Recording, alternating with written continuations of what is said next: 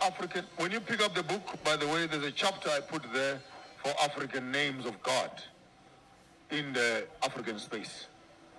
And when you get to that chapter, you discover that African traditional religions are all monotheistic.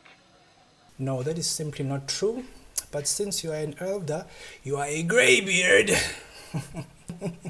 We will simply say we are possessed. You cannot use words like polytheism or monotheism to contextualize what we're doing in IsiNTu. A more suited definition, however, would be Unitarianism. And of course, we can get into it or in a second video. Let's deal with your monotheistic approach. I'm going to use a video by Dan McCullin to help us trace what is meant by monotheism. Now, this is just a portion of his video. For the full video, please go to the link in the description. And again, we understand why a fourth or fifth generation pastor would want to take IsiNTu and pigeonhole it to monotheism, but that is not the case.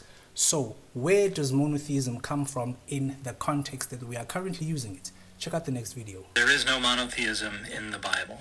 Hey everybody, I'm Dan McClellan, a scholar of the Bible and religion, increasing public access to the academic study of the Bible and religion and combating the spread of misinformation about the same. Now, what many scholars have been doing over the last century or so is reconceptualizing what monotheism is so that it can be located in the Bible, which means their understanding of monotheism flows downstream from the decision that the Bible is monotheistic. So in the question of whether or not the Bible is monotheistic, appealing to these redefinitions that try to read monotheism into the Bible is begging the question.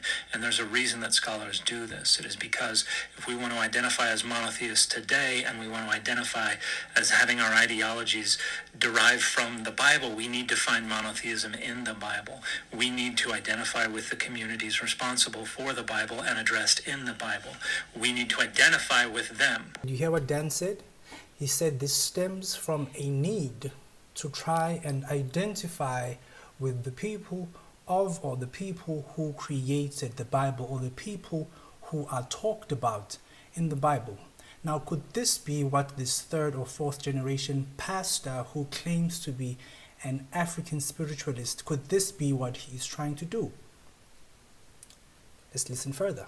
Ancestors are a historical connecting cable to the creation that happened before we became. Therefore, I am Joshua, the son of Lazarus. Lazarus, who is the son of Marara, son of Mwenyemtapa, son of Tobera, from the great kingdoms of Guruswa in Embo, the sons of Nangashe, we're in Ethiopia now. Who are the sons of Ham in your Bible? The sons of Cush, the sons of Adam, the sons of God. Straight from the horse's mouth. But I do admit that video is quite old, so let's check with a more recent one. What ethnicity was Noah?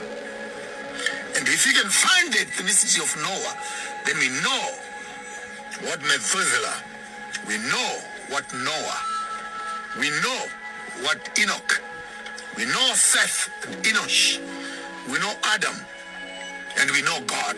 The term monotheism was actually coined around the year 1660 by a Cambridge Platonist scholar named Henry More.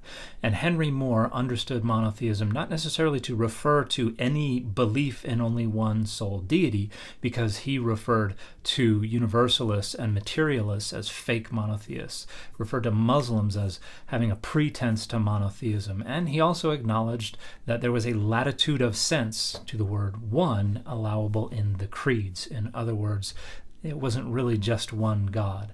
What Henry More understood monotheism to be was basically an identity marker. Our belief in this entire conceptual package about God is what is true, and therefore what is monotheism. And if you don't have the whole package, you don't have monotheism.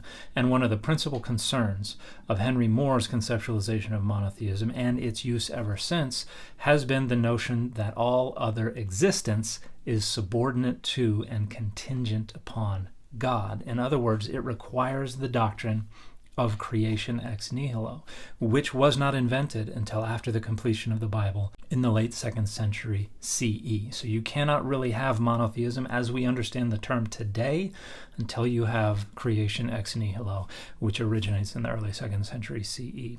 Monotheism was given to us as a package, and if your culture does not recognize this package, then it is simply not monotheism.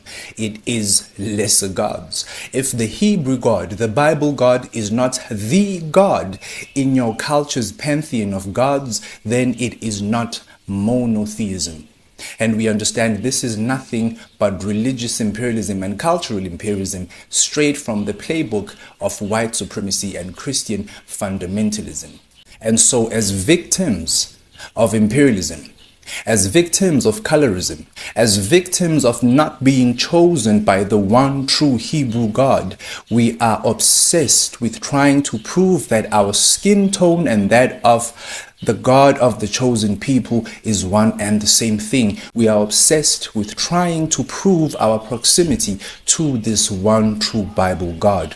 That is why you will find the likes of Abu Mamponga. That is why you will find the likes of our spiritual teachers, our gurus, Izangoma Abokobela, saying there is a God, or there is this one true God, reifying the one true God fallacy. You will find Abokobela and Izangoma Betty. Yes, we recognize the divinity of ancestors. Yes, we recognize the sacredness and divinity of the spirit of the land, the spirit of the mountain, the spirit of the water. But we also do pray to a God. They've created this stack, and right at the top is a monotheistic God. Not just a monotheistic God, it is the Hebrew God.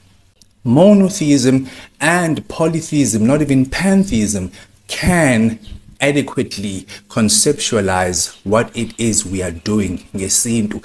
And it is a shame to find our intellectuals, it is a shame to find bastardians of spiritual knowledge regurgitating this hogwash, writing mountains of books, presenting on social media, presenting on TV, misrepresenting IsiNTu. This is a shame, and it's time we call it out.